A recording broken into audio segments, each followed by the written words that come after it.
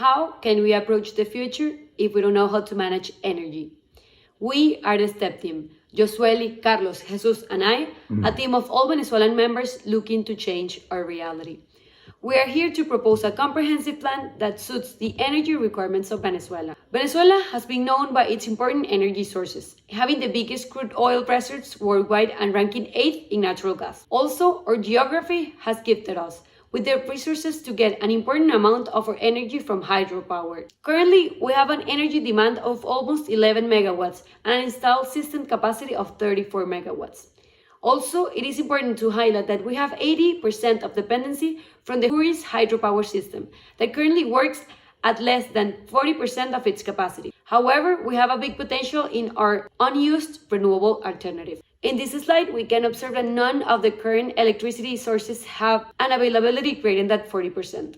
Also, that even though the installed capacity exceeds the demand, we experience 11.5% of electric rationing. But this study gets more interesting. In 2019, we experienced a general blackout influenced mainly by the lack of maintenance.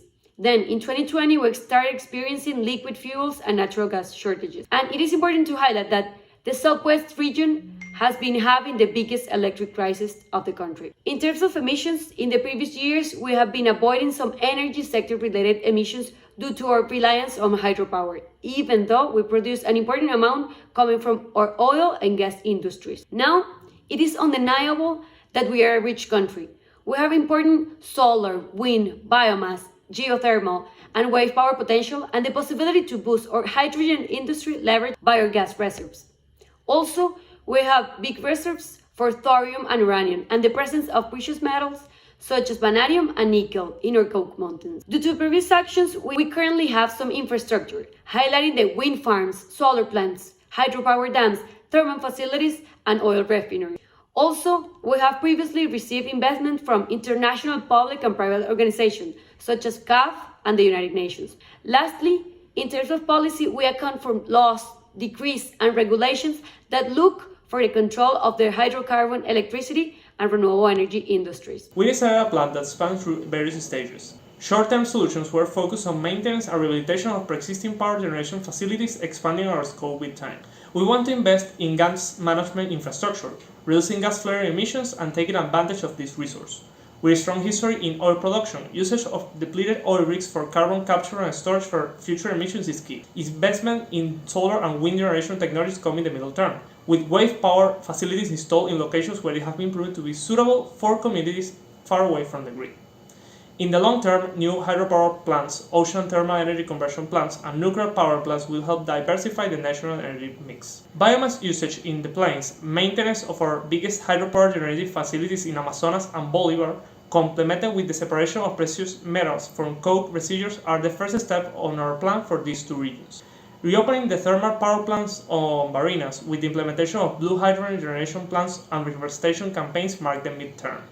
Finally, we adhere to the energy mix investments on developing geothermal power plants in Anzoátegui and the extraction of thorium and uranium for nuclear power generation and possible export. With this plan, we projected the current energy requirements for the Venezuela population and aim to achieve enough energy production to cover at least twice the largest power demand register. Here is a clear view of the evolution of our energy matrix, coming from a hydro and thermal generation focus to a more diverse variety of power supplies, taking advantage of pre-existing infrastructure and locally available energy resources. To go in depth into some aspects of our proposal, we developed the STEP framework based on sustainability, technology and infrastructure, economy, and people and policies. Having an environmental, social, and corporate governance mindset, fossil fuel-based power plants will operate at the first stages of our plan. Taking out the mountains of coke in key petrochemical facilities, we improve the health of nearby communities while taking advantage of this petroleum residual for power generation purposes, with other key aspects considered as highlighted in the slide. With all that said, is a 2050 net zero emissions target for the energy sector possible? Well, it is. By compensating the increase of thermal power plant production with CCS and reforestation plants, we can keep the CO2 equivalent emissions at a reasonable level till the final stages of our plan, when a reduction on thermal demand and an increase on renewable energy generation comes into play, allowing us to reach that net zero target while being compliant with our targeted power capacity. In a country where technology and infrastructure are overdue, there is the need of a comprehensive energetic system. The STEP framework proposes an electric power chain comprised of 4 main stages. Generation, where all the energy sources are applied and carried into transmission lines. Transmission, where transmission lines are enforced and also created. Distribution, where an optimization of the supply chain process is required in order to avoid the energetic transmission happening off-time. And commercialization, where technologies are involved in order to automate the system. This was to create a national interconnection system that supplies energy when and where is needed, targeting the SDGs number 7 and 9, where technology and the industry are intertwined in order to have an affordable and clean energy. In the economics part, we have 6 main objectives. R&D investment thought to increase the market development, joined with the private sector action, generating real tax incentives for the use of clean energies, then the fit to reality pricing that is going to occur gradually in the conduction of subsidies, taking into consideration that consumers can't afford one-time upfront cost of implementation, utility certification as payment policy, where consumers will pay what they really have to pay according to their financial activity and geographical location, and foreign and private investment, where grants and loans can be given from renowned international organizations to developing countries. We went further and estimated what would be the GDP growth with the STEP implementation. And for the short term, Venezuela will increase its GDP in almost 50%. STEP also proposes policies such as national public and private partnership, where the private sector gradually assumes the majority of the national interconnection system and the government plans, formulates, and regulates the technical coordination.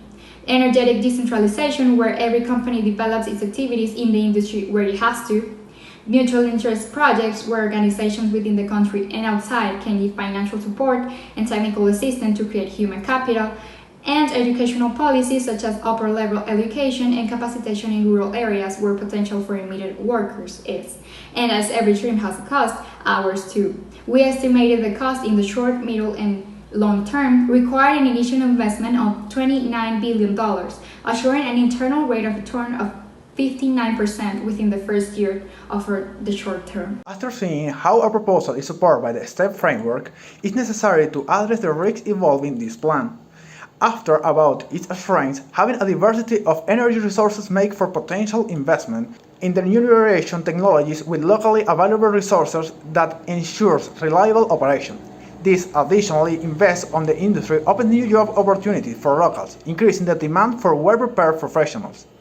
This plan opened the gate for opportunities, improving the fossil fuel address of emission by establishing ESG methodology, development of new professional training programs, national R&D, and additional revenue from the extra installed energy capacity. But we are not to see everything through rose-colored glasses. We are aware of weakness involving our proposal. High levels of emission during the initial stage of our plan represents a necessary step back address at the long-term goal. Being involved in an economic crisis slows down the procurement process of equipment required and makes importation a factor to consider.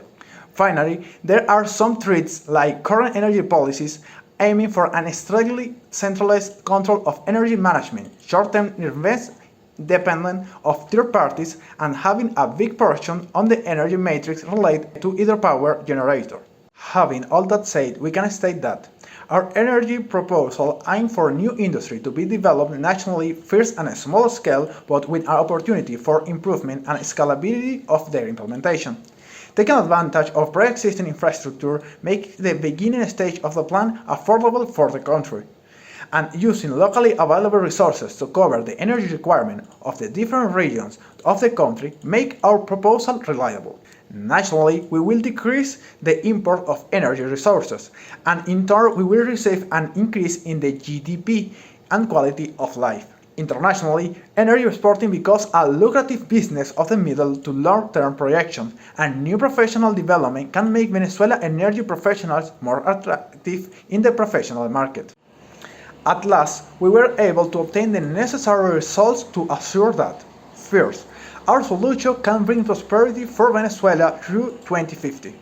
Second, a net zero emission scenario is feasible within the energy industry. And third, the net zero goal can be attained in the country with only positive impacts in Venezuela. We are committed not only to solve our crisis, but also to go beyond. In representation of the STEP team, this has been our energy solution for the future of Venezuela. Thank you.